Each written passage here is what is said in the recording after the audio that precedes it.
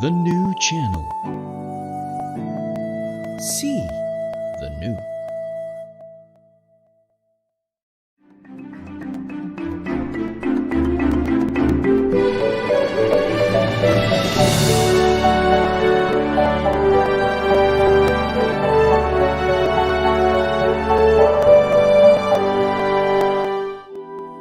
The new channel. See the new.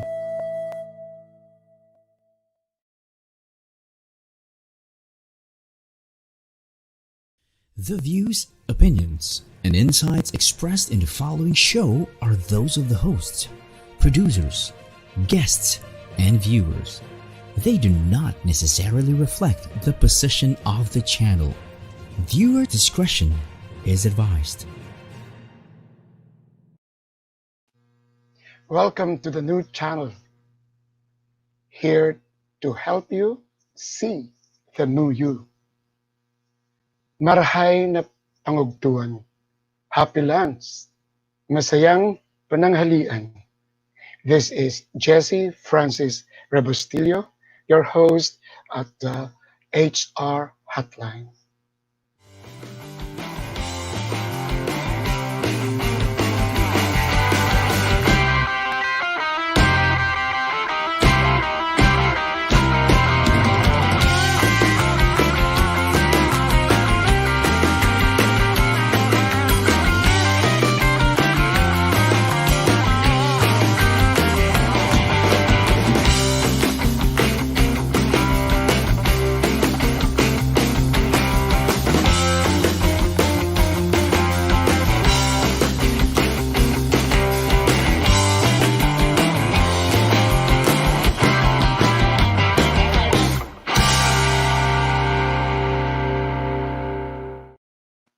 Welcome back to the HR Hotline.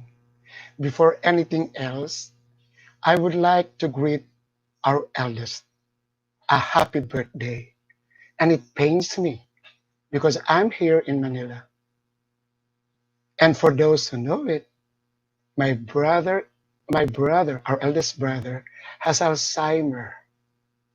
You know, if he's in good condition, he will be the first to be very proud about this live stream.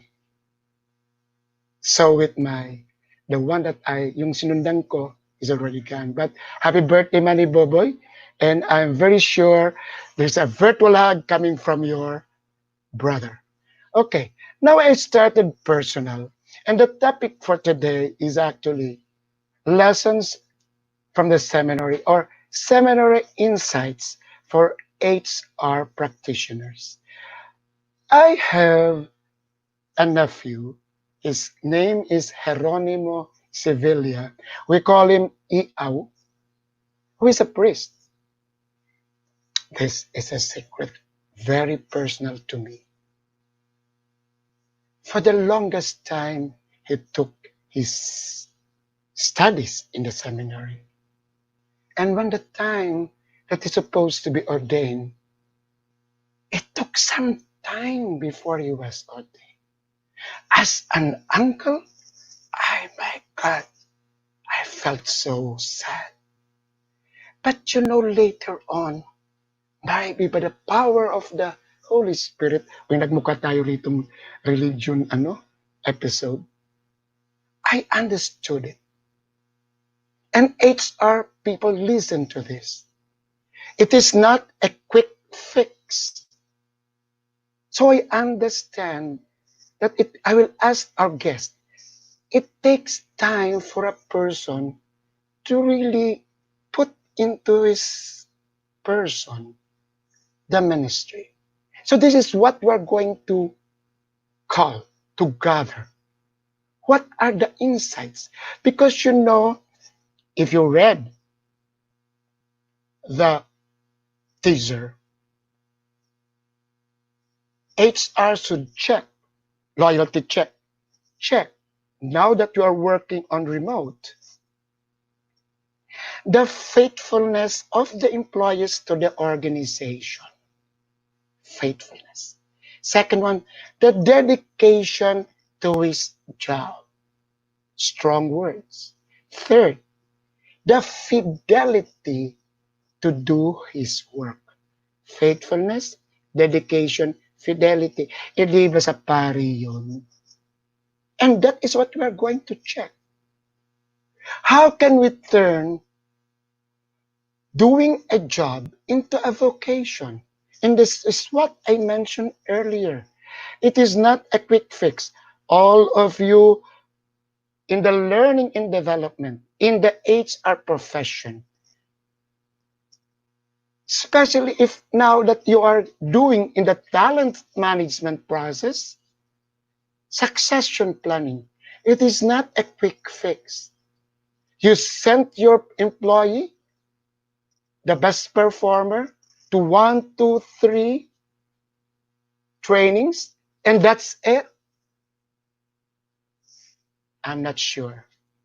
Because if we ask actually people, especially in the priesthood, it takes time to put it into your system. Now I can remember the learning curve. The learning curve, unless, magyabang ako, you're like me that I'm very agile. I'm sure there are a lot of you who have been there in your companies 5 years, 7 years, 10 years, but still you are just after the Maslow's hierarchy of needs. If you can understand me, PM me. We'll have a discussion on that. But this time, we have to get the insights from the seminary. Why? Because vocation is a strong feeling of sustainability for a particular career or organization. That is vocation. And that is actually what we want for all of our employees, to have vocation in what they do. The strong feeling of suitability. And that is what the learning and development person is trying to do in his career pathing. That should be, what do you call this, aligned with the career dev. We should not unmake people. We should make people. I remember my friend Femari Kabantak. We have lengthy discussion on the talent development framework. And the first part is actually formation. And it starts with the family, it starts with the school, and then it has to be, what do you call this, pag-anuhan ng kumpanya. The trainer must be able to catch it up and then nurture it, develop it. That is why learning and develop. But the formation, the learning curve, if you ask me, I still love Inquirer with passion. I read, and everything that the balanced news, the telling of the Philippine story, which is the vision, it's in me. But how many of those in that organization feels that? When I was there, I can say around 95%. When Mom Letty was still alive. So it takes a lot of training, a lot of effort from the HR to turn jobs into vocation. Why? Jobs or a vocation should be a calling. Is your HR job a calling? Is your being a bartender a calling? Is your being a dancer a calling? Will you make it a profession? I am telling my kasambahay, my helpers here, because of I'm the chairman of the PSTD now. So sila ang pinapag-practicean ko with training. I tell them, make your being a kasambahay a profession. You can be a professional street sweeper. And that is your calling. So let us go to formation. I still have 2 minutes to go. Formation is the continuing conversion, so that is training, continuing conversion of the heart, mind, and soul. Ang lalim of the heart, mind, and soul. Learning and development practitioners listen. This should be our mantra. When we should train not only for the skills, but for the heart, mind, and soul of a man that will enable him to carry an effective ministry. Of course, ministry is usually linked to priesthood. Service, effective service, even if you are in the government service. That is why you will ask, why does it take so much time for a doctor? I have a niece, Haya, is also like that. Why? Before you become really a doctor, become you really be ordained. Because body, mind, and spirit. So, ladies and gentlemen, our topic for today is very important. Why? I researched last night. In the seminary, they have 4 pillars, and we're going to ask our special guest for that. Human. O di ba? Yung pakikipagkatao, malasakit.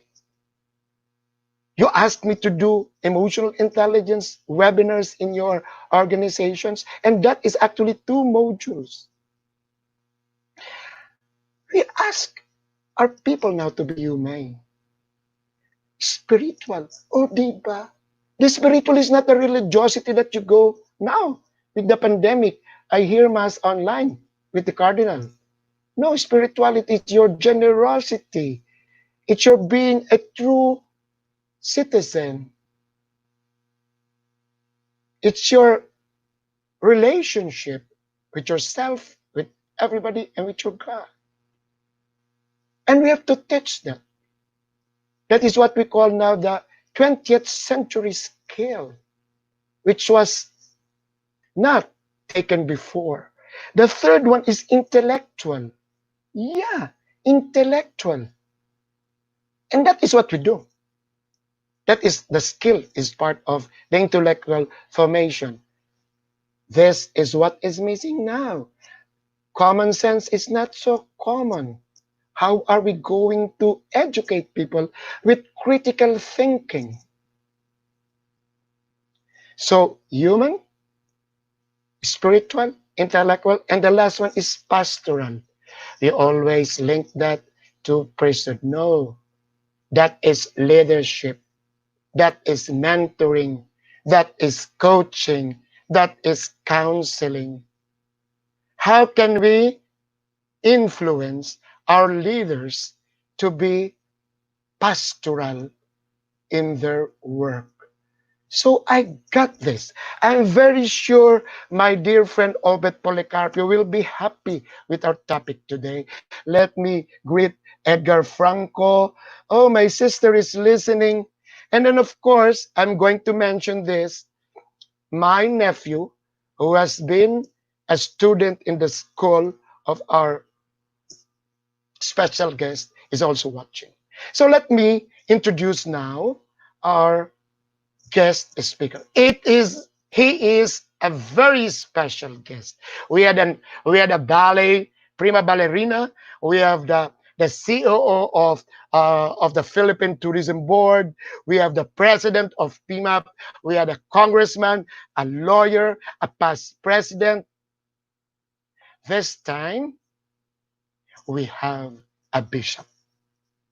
No more, no less. To share with us his thoughts. Now, I met this bishop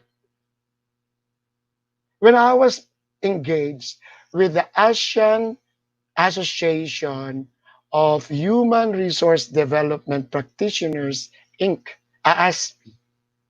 He was the president. So I asked my sister, whom shall we invite?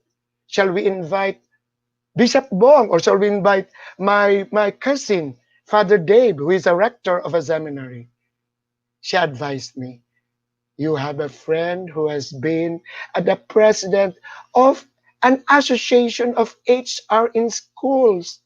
Call him. Yes, he's a doctor of divinity and he was a director of the Naga Parochial School. So, ladies and gentlemen, we are so proud and honored to have with us a bishop, Bishop Rex Andrew Alarcon. Welcome po. Hi, Jesse. Thank you very much. Yeah. Thank you for the invitation po. Yeah, I'm honored to be invited. Yeah. Hindi, kami po ang honored kasi yun na nga po, ako ay taong simbahan, ang ating executive director is also a taong sa I serve in Malati Church but I miss going because I'm to church na because I am a senior citizen. But Lloyd Luna is ano po yan, nagpapiano. Hi, Nagpapiano po Lloyd. yan sa Hi, Lloyd. isang ano. Lloyd.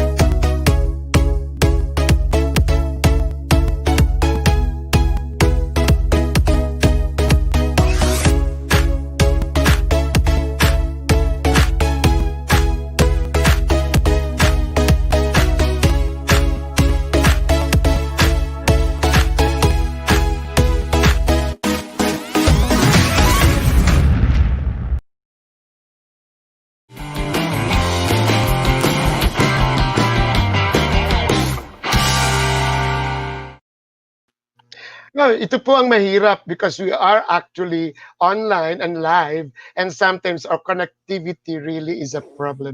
But have patience, di ba? Naturuan naman tayo to be Christians. We have patience. So let us start with the first question. And the first question will be, irarumble ko po ang question ko ha. What did Jesus do as a job? Ano kaya yung trabaho ni Jesus? Well, actually, we know that Jesus grew up in the workshop of Saint Joseph. He grew up as a son of a carpenter, no? But as we know, he did not he did not hindi yon yung naging focus, but yung kanyang naging, well, we call it a job, but of course more than a job, was preaching the kingdom. And well, first of all, he recruited people, no? Nag-recruit din siya. And HR, nag-recruit. yes, yeah, diba? Nag-recruit din siya. At yung mga na-recruit niya nga hindi, they were not the best people, but he took them in, and he journeyed with them. So he formed Nag-training. merong training, he accompanied them, he was with them. And it is, well, he formed people to become his assistants, to become his helpers. And eventually he would send the disciples, those who were formed under him, to to do what he did, to preach the kingdom. So well, his I would like to go further, that it was not simply a job, but we call it a ministry. Yung kay Jesus is, he went beyond merely being like a functionary, but a ministry to people. And at ang nais kong i-emphasize, para kay Jesus, sinabi niya, I came to seek those who are lost. I came to seek the least. So it is looking for people, looking for, he at one point, na andun siya he was teaching them, and then he saw the people and he had pity on them because they were like sheep without a shepherd. So So, talagang si Jesus talaga is a learning and development person. yes, yes, yes. Okay. Yung una talaga mga tanong ko, gagawin na natin. So, can we have the first break muna, Father? Monsignor, Bishop, hindi ko na alam kung anong tatawagin ko sa iyo. Bishop Rex, can we have the first break and then so that we'll have more time then in the discussion later on. So, can we have the first announcements?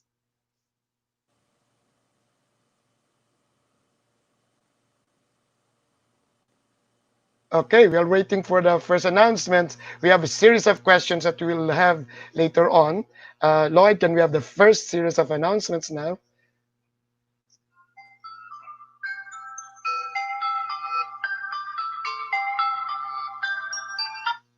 Yes, yes. We are waiting for the break. Kasi gusto ko yan, Father, so that when we start discussing, hindi po tayo ano. So can we have the first break now? Okay? Mukhang they're looking for it. So,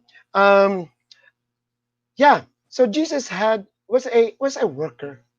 Jesus actually transformed from being an assistant to his father as a carpenter to what we call now a ministry. And yes, he was an HR person. He recruited people. And yes, he was a training and development person because he taught. So, can we have the first break now? Can we have the first break? Mahirap po, Father, when we this live stream kasi Okay lang po, okay yung lang po. Ano yan, yeah, new normal. That's the yun new yung normal. normal. The queuing is you have to tell them kung paano ano. Can we have the first announcements now? Nagkakaroon siguro ng problema sila din.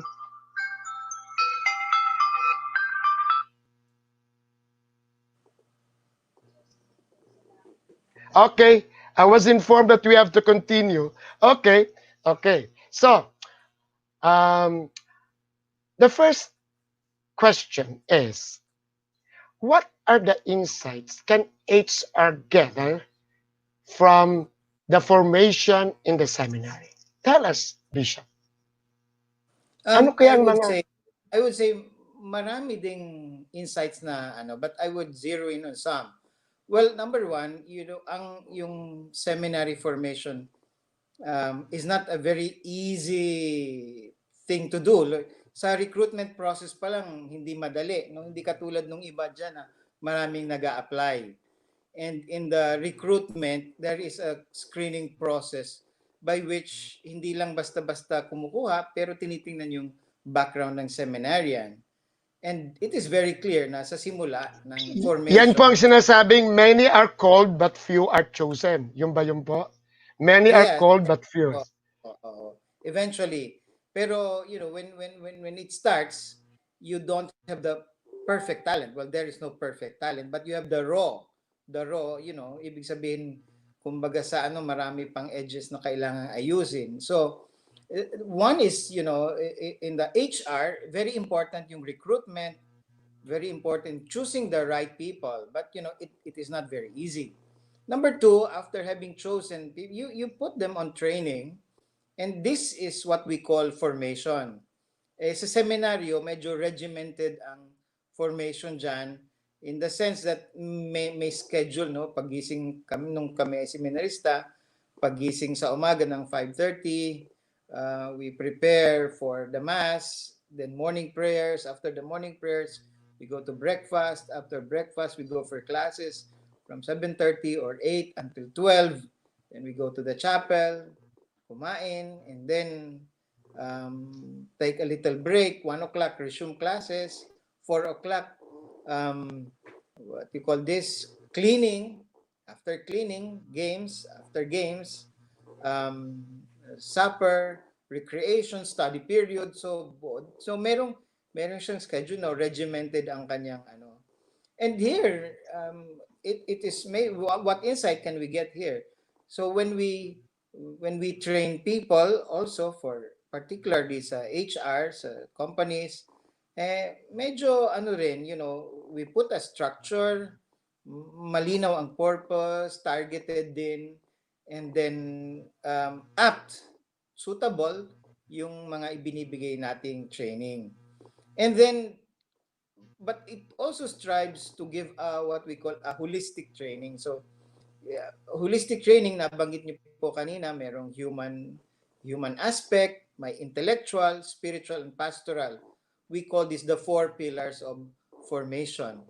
Um, at yung tinitingnan, so yung pagkatao, yung intellectual, yung sa pag-aaral, spiritual and pastoral, yung doing evangelization, pastoral work. Ang insight dito for HR is when we provide training for our employees, for those who are getting on board, or even for those who are, about to retire, because yung development naman ay for all. It is to provide a holistic development for all. Right, Because right. HR deals with what we call the human capital, no? And in fact, one of the principles that we always keep to mind is, you know, at the center of real development is people. And we say people first. And many of those, authors will say, people first before work. And we have repeated that maybe na, if you have good people, work will follow. If you have good work but you don't have people, it's useless. If you have a good plan, good strategy, but there are no people, it's useless. So, as in the seminary, while at the center is the formandi, the one being formed, in HR, the people are also at the center. No, we call it, and we call it human capital, human resource, and certainly iba't iba ang training na pwede nating ibigay. Pero maganda na tingnan din natin yung mga employees natin, not simply as isang aspect lang, but their entire journey also in the organization. As in the seminary, formation is like one single journey, no? So may stages 'yan. Ako pumasok ng high school, then nag-college, nag-theology, parang tuloy-tuloy 'yan even after nang pari na ako. There is what we call ongoing formation to signify na iisa lang yung path na yon. Ganun din maganda sa HR when we provide this development, no? Personal development, it is like a journey. Hindi siya putol-putol, Yes. but merong tuloy-tuloy, and it is very good to keep in mind also the cycle of the human person, no? And So it what I gathered for you, Bishop Rex, now is an HR person must have individual career path and development doon sa tao na tuloy-tuloy.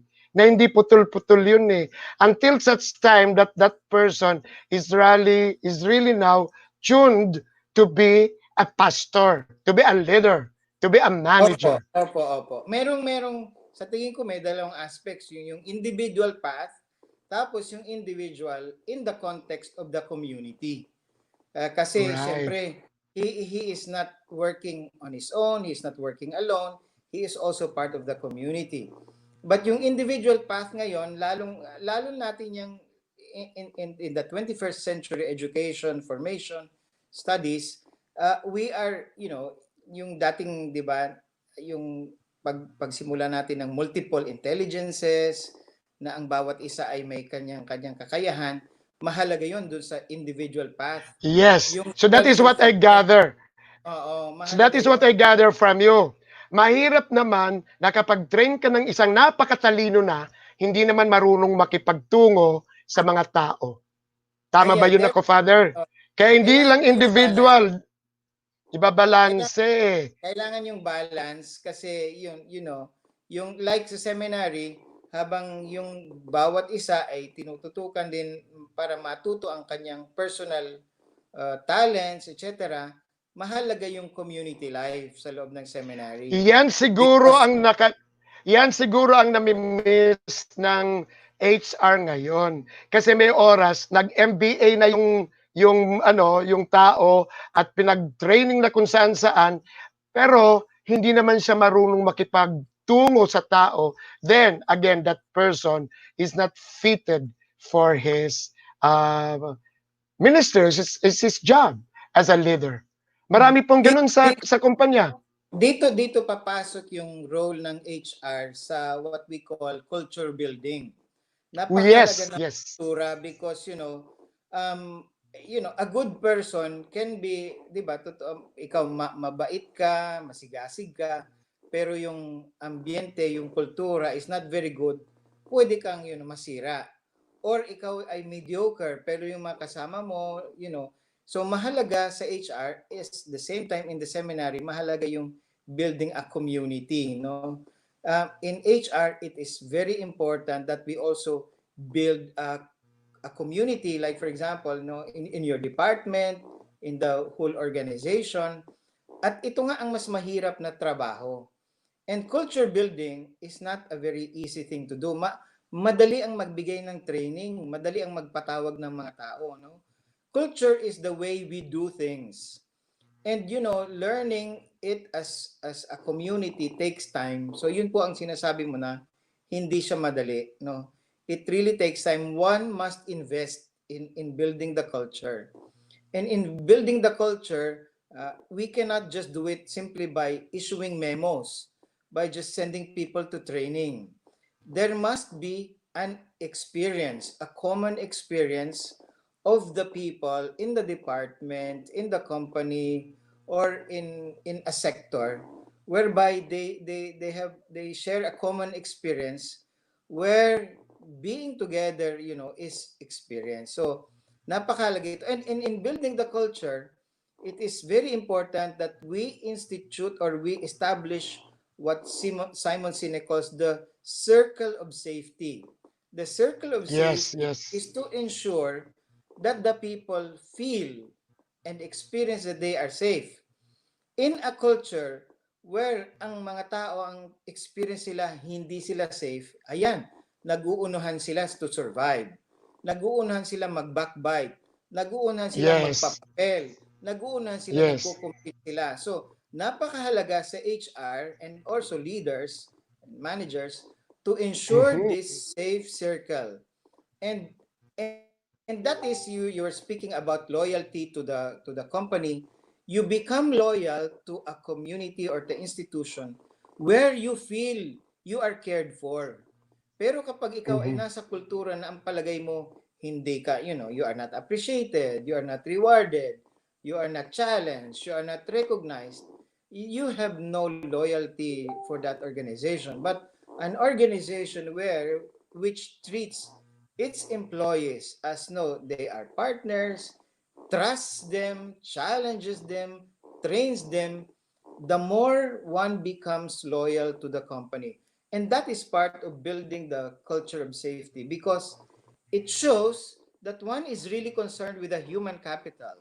One is really concerned with the human person, and that is human resource. You Yes, don't yes. see the people merely as numbers because one can see them as numbers. No, in the past there was, yung kultura ng kumpanya ay about the numbers, profit margins, gains, etc. But with the recent, we uh, habang we are becoming more digital, there is also the realization that we are discovering more our humanity. In fact, in some literature right now, for example, there is thrust in what you call leading with empathy, no, communicating with empathy. In this time of pandemic, no, leaders were seen as, those who communicated with empathy, leading with compassion, no, it is leading with humanity. And we have this also leading into vulnerability. They are a shift, no, it is a shift from the hierarchical way of just giving orders, meeting targets, etc. And ito sa loob ng Wow. seminaryo, when I say this, Yes. of course, we are also struggling with this inside the seminary because it is not very easy to build a community. But it is leaning into our humanity right now, I think, which is the challenge of HR in the 21st century. It is tapping Wow. into human qualities that allow us. So, it is also leading with trust, di ba? Trust. when you develop trust within a community, within an organization, then the more people begin to give themselves. And you were speaking of the Bible, and I think it is what Jesus did with the disciples. No, they were not the best people in the maybe in the appreciation of the world, but Jesus qualified them by trusting them, no, by forming them. So hindi naman basta out of the blue lang. But Alam mo, he Bishop, taught them. Yes. Alam mo, Bishop, I don't want to cut you because baka maano ko yung trend ng thought mo. Pero is this now what you call yung turning the jobs into vocation? Can you explain further? Kasi yun po ang problema ngayon eh. Kasi people behind the just you get jobs for your salary, for your yung Maslow's lang. Pero di ba dito sa seminaryo, parang ginagawang vocation ito ng isang pare. So how can we change, turn, shift uh, jobs into vocation? Sige po, Bishop. Please. Well, certainly, job is an important factor of life. In fact, we look for jobs to fend for our family. We offer jobs so that work will be done. But turning a job into a vocation is, it's like it is going a step higher, and which is also I say that it is not very easy, but it is something that allows us to give more of ourselves. Now, making a job into a vocation is first one. How can we do that? One is to assist, if we are in HR, to assist our employees to develop that sense of mission, that the work that they do, yung trabaho nila, for example, I'm just working as a secretary, that's my job. But how can I turn that into a vocation? It is to help the worker see her job in the bigger context. Na yung simpleng trabaho ko ay parte pala ng malaking trabaho, bigger enterprise. It is part of a mission. So nagkakaroon ng greater value, no, yung trabaho ko, and that is what we add value. An HR adds value to Yes. people as the leaders do, Yes. no? So, I love it. and that is a very important task of an HR person, of a leader, to add value to the people. It is not just to praise what one did. It is not just to reward them, but to give a greater meaning to their contribution. That is how we add value. And just increasing Yes. salary, it does not do that, no?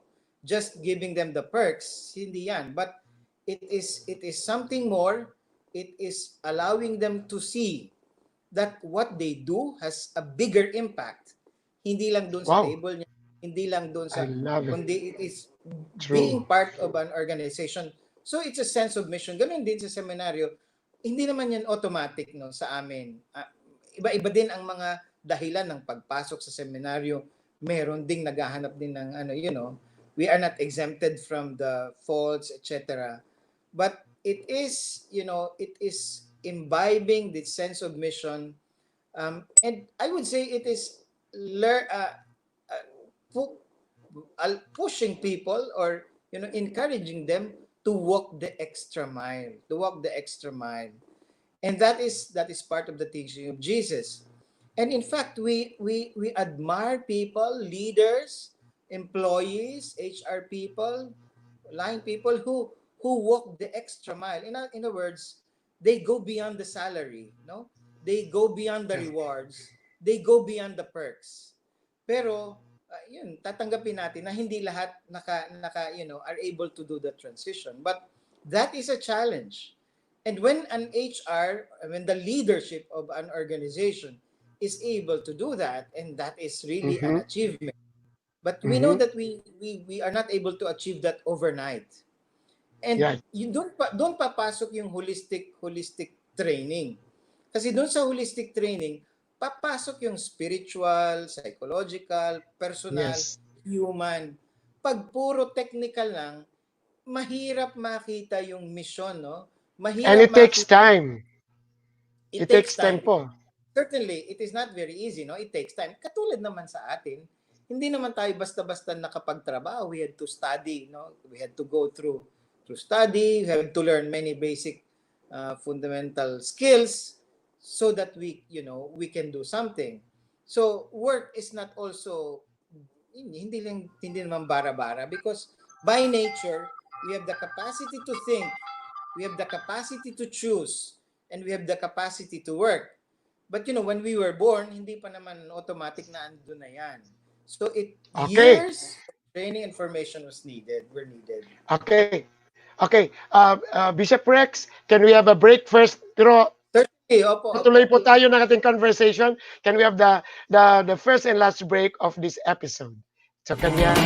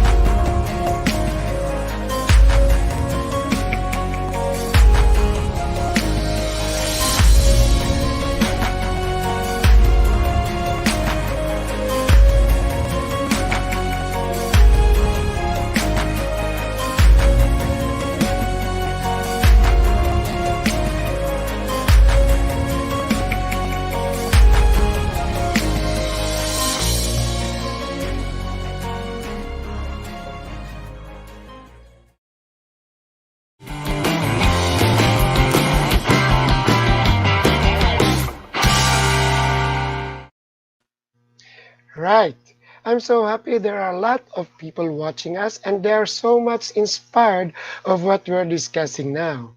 Okay, I have to announce the world premiere. This is tonight of the TNC The Talk facilitated by my good friend Dennis Calamba. Yun. Then we, of course, you have to tune into the TNC, the big picture of Lloyd Luna from Mondays to Fridays at 7 p.m. And of course, I'm your lunch date on Tuesdays, Thursdays, and Saturdays. Then don't miss the business talk on Thursdays and Tuesdays at 8:30. Nabaliktad ko yon. And the fourth project by Bob Quiliapo. Then we have the U-Turn by Carmine, then the Home Buyer by Dante Salamat, and this is nice, the puppet stories of Wan Lu, and of course, the TNC original. That is actually last night, I in-stock yun, the marketplace. Okay, so this is a Saturday, so we'll skip yung job fair, but yung job fair, F-A-R-E, how do you fare with your job? You have to get it from what we are discussing here. I'm mentor of the People Management Association of the Philippines, LeadCom, and I have my mentees watching kasi I told them the discussion that we have here will be our topic. Yeah, we being flashed now by Mr. Lloyd Luna is the job fair, job announcements from our sponsor, Wills Decena and Associates. Just imagine a lot of companies are retrenching, but Wills Decena in Quezon City are still in need of supervisors, HR training supervisor, personnel, HRIS. Earlier you saw it. Uh, Engineers, warehouse manager. So try to go. This is now what is flash, where you can call or go personally to apply. Remember, I was with the job market of Inquirer, so I know this. Try to, and of course, with the job fair, try to discern if the job that is being offered to you can make or unmake you. Of course, you have to look for a job, but make sure that later on it is a job that will be your ticket for your success. And that is what we mean by job fair. Right now, we are talking with a bishop on what insights that we can get from the seminary, from the frontliners. Diba? Again, I'm going back to Father Iao, my nephew.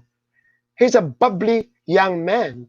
He cooks. But you know, the time that he has to do a the Holy Mass, he leaves us. He leaves us. Father, Bishop Rex, kayo ba you really have to say the Mass every day? Yes, it is. It is what it is our way of life. The mass, saying the mass every day, and particularly, especially on Sundays. I know But of this. course, there are places where that doesn't happen also.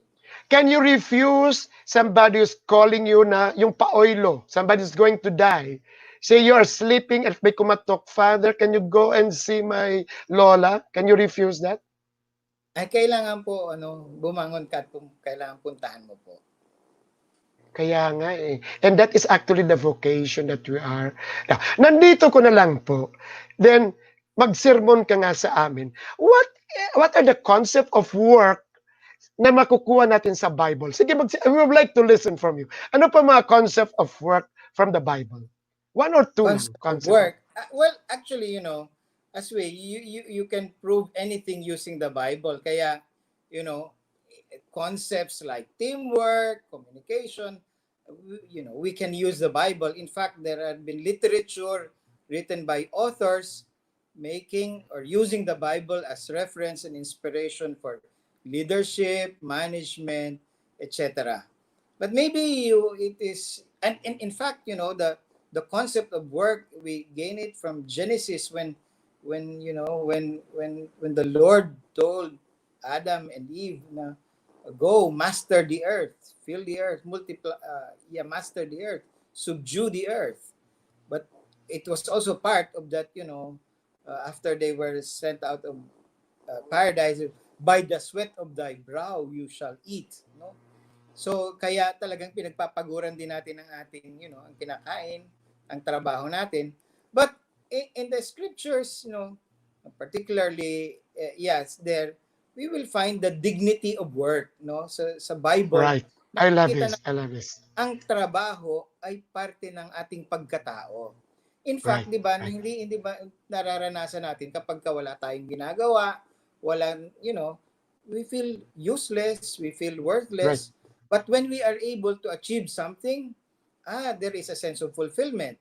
Also, there is the personality of us, parang natatransfer dun sa work natin. For example, meron kang ginawa, pinagpaguran mo, o tapos biglang pinunit sa harap mo, that speaks of the dignity of labor, di ba? Yung pinagpaguran mo, biglang sinira ng isa. So, Yeah. work it is part of our being human, no? And number two, um, also in the scriptures, we will see that um, work is the way by which we build communities, the way by which we build a church, no? And we build other people, no? So human capital, human resource, building people like Jesus, no? He's curing the sick, healing, preaching. That was work, and it is Yeah. to build people, to bring liberation, and He to was even bring. questioned. He was even questioned that we are doing it on a Sabbath. Diba? Right, right. So, those are, and tapos merong, 'di ba merong parable sa Bible nung nung parable of the talents. Tell us. Yung Oh yeah, isa I like that. binigyan ng 5, yung isa binigyan ng 3, yung isa isa lang. And nang bumalik Mm-mm. yung yung owner, tinatanong, "So what happened to what I gave you?" Sabi ng isa, "Ay yung pong 5 na doble ko, no? Yung 3 na doble ko, yung isa, sabi niya, ibinaon ko ho sa lupa." So may malalim, there is a beautiful lesson doon na we are stewards.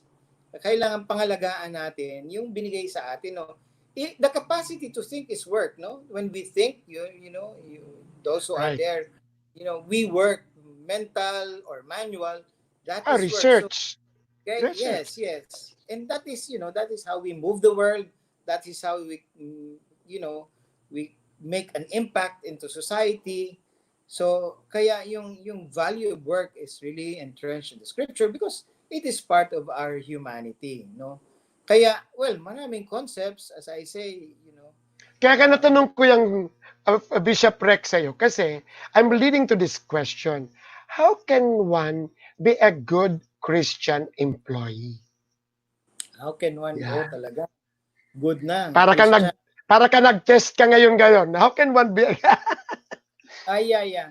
Well, first of all, to be a good employee is, to work with when we speak about good, we speak about, the moral compass.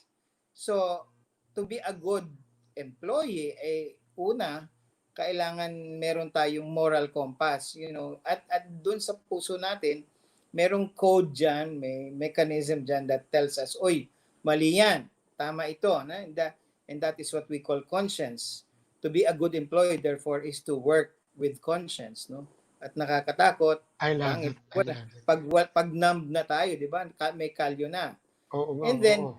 and and we are also guided by the golden rule, di ba? Huwag mong gawin sa ibang, ayaw mong gawin nila sa iyo, etc. Yes. But that is also the teaching of Christ. But again, to be a Christian is also to imitate Jesus, no? To imitate him. And what is the example of Jesus? It is I will go back to the concept of, going the extra mile. So it is, uh, it is not only working for pay, but it also the offer of oneself. Well, doon sa good, naandun yung sense of duty, di ba?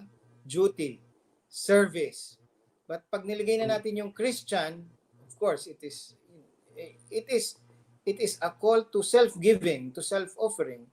Kaya, halimbawa ngayon, during this time of pandemic, di ba, well, good na magluto ka para sa family mo, good na magano, but to be a Christian is kahit yung kakainin mo na lang, ibibigay mo pa sa kanya.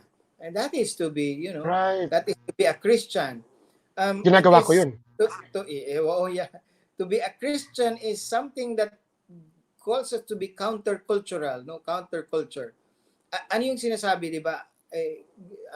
Yung sabi ni Jesus, madaling magbigay doon sa nagbibigay din sa iyo. Pero ano yung Christian teaching? Pray for those who persecute you, di ba?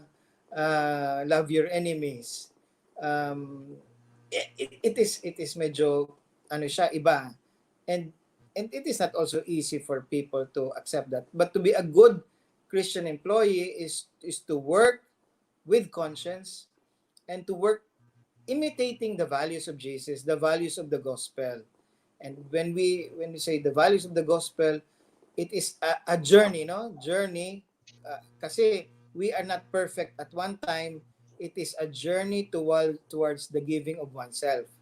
At ito ay So, hindi lamang totoo sa loob so, ng office, but kahit sa pamilya. so Bishop Rex, kahit na hindi ka sang-ayon sa boss mo at naiinis ka sa boss mo, if you're a Christian employee, you just have to go with the journey. Kasama yun sa cruise mo siguro. Yes, yes, yes. Of course, you have to be, depende sa But of course, generally, di ba? Generally, you follow your superior, di ba? You follow your superior. And if something that pinapagawa sa iyo ay hindi naman unjust, di ba? Then you have to follow. Of course, kapag ka, pagka, unjust or unfair, then you can express yourself. You can, politely disagree and say, well, this is not in accord with the right thing to do. But, to work with the giving of the self, not for one's gain, that is the Christian standard. At doon tayo palaging, in the end, doon tayo lahat tinatawag kasi um ang work natin may salary, ang kuminsan may salary katapat, pero yung fulfillment natin ay hindi necessarily, and most of the time Right, hindi salary ang right, katapat niya, right. but it And is that is something actually the within, problem. within us. So in other words, para sa akin siguro ang ano ko ngayon, kasi it is to also to advise and encourage HR people to look into this one point of view, point of view, from the point of view of humanity and also our spirituality. That work is not merely, material. Work is not merely gaining material things, but work is also something that springs from our spiritual nature, because in fact it is directed towards, value, and value is, the worth to oneself, the worth that is appreciated by others, and that leads us to something spiritual. Wow! Alam mo, Bishop Rex, nabigyan mo ako ng idea. I will come up with a webinar for that. Kasi that is what is missing. That is what is missing. Okay, alam mo, napakadali ng oras. I will I will invite you again sa ating second season kasi we even haven't asked you on questions. You were an educator. I would like to get your thoughts on education. Yan po ang topic natin sa second season. But before your parting words, Bishop Rex, and before we ask you to bless the channel, may tanong pa akong very personal, which is actually, again, I'm going back to my nephew. Kasi di ba yung happy at work, happy working at home. Ang mga pari ba, ang mga seminaryo ba, happy? O sige, you can answer or not answer my question. Kasi po yan. Happy. Ikaw ba po happy? Happy. Of course, syempre, may kuminsan nalulungkot ka rin, but generally, happy. And, it's a fulfilling task. Of course, may mga challenges, but um, it's a happy vocation, which also brings happiness, sapagkat kung hindi naman siguro hindi tatagal ang marami. Of course, may mga fallouts din, pero generally, people stay. For example, in our parishes, our priests are there even in the difficult times. So yun, makikita mo na may joy, no? It's not only happy, but there is joy, no? A deeper sense of fulfillment, so that, makikita mo na ang employee mo ay ganyan kasi kahit, mahirap, na andun pa rin. Of Yun. course, with the So, grace of God. yan ang tinanong ko kasi nakukuha yan siyempre dun sa formation. That is why you're happy because you undergo it. So, Bishop Rex, before we say thank you and your blessing, can we have your parting message? Okay, ang bilis ng oras po. Well, first of all, thank you, Jesse. Thank you, Apple and Lloyd, and to all our listeners for this opportunity. I know that this pandemic has disrupted, especially our work, but it is a challenge for us to continue to examine. Yung paghahanap ng paraan ay work pa rin yon. So let us trust in the goodness of the human person, of our colleagues, but also trust in the grace of the Lord. And may we not give up, because that is really what we are. We are created in the image and likeness of God. So, Father, our request ni Apple, and can you bless the listeners and can you bless first the channel? Kasi hindi pa po nag-blessing dito sa channel. So, virtual blessing for the TNC. Please, Okay, Father. so I give you the blessing to the channel and to our listeners.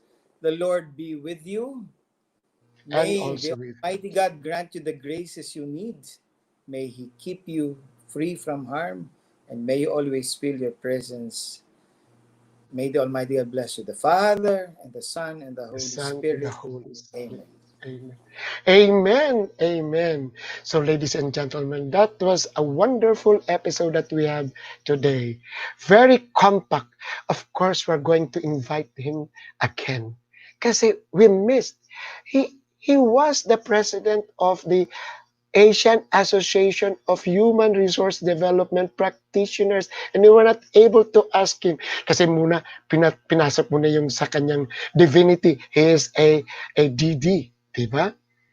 A doctor of divinity. So that's it, ladies and gentlemen. We gather. This HR hotline is actually gathering insights from different uh, fields, from different disciplines. We had the ballerina, and then this time we had uh, the priesthood. Totoo po yun. The four pillars, and what are the four pillars? Being humane. And that is actually what we need. The values that we teach. And when we need it most now that we are working remotely. Then there is spirituality. Nako, woe to an HR who is not spiritual. Sinabi ni Father, napakataas ng tinapos mo. Ang daming mga letters after your word. Umikot ka na sa mundo sa kakapag-aral. But kung wala kang, hindi sa'yo, hindi ka credible. You are not being loved by your community. Wala rin po. At the end, you will not be happy. And then intellectual, the critical thinking. Kaya matagal. Now I understand why si Iaw ang tagal. Matalino naman yung bata, pero ang tagal. And then, of course, the pastoral. Leadership, I do leadership webinars. I even have one in PMAP. Pero siguro i-add ko yan. Kasi yung ating counseling, coaching, and mentoring is actually pastoral. Being Christian. And so what is my message for this episode? We need it. Kasi nag-research ako kagabi. What are actually ang nakakal, ang objective of that long term in the seminary? Prudence. So tinuturuan ang tao ng prudence. Again, it cannot be overnight. 3 beses nag-training, may prudence na? Hindi. Ako ang tagal kaya. Although I am a little bit magyabang, a little bit agile. Then the other one is justice. Oy, ang hirap po. Ang hirap po. Yun siguro itinuturo. Hindi natin yan natanong kanina kay Bishop Rex. Then the other one is restraint. Ay nako, ang dami po na nasa posisyon. May oras, bibigyan natin ng konting pag-unawa, pagmuni-muni. Then that restraint is actually temperance and courage. 4 lang naman po yan. Prudence, justice, temperance, and courage. And which is fortitude. The courage that you are working. Yung sinasabi ko sa last slide ko parate sa aking mga webinars. Be brave. The courage. Kasi sayang po, nakinig ka sa akin. Nag-aral ka. May trabaho ka. But you don't have the confidence, the courage, and you are not brave to do it. So ladies and gentlemen, this is Jesse Francis Rebustillo. Diyos mabalos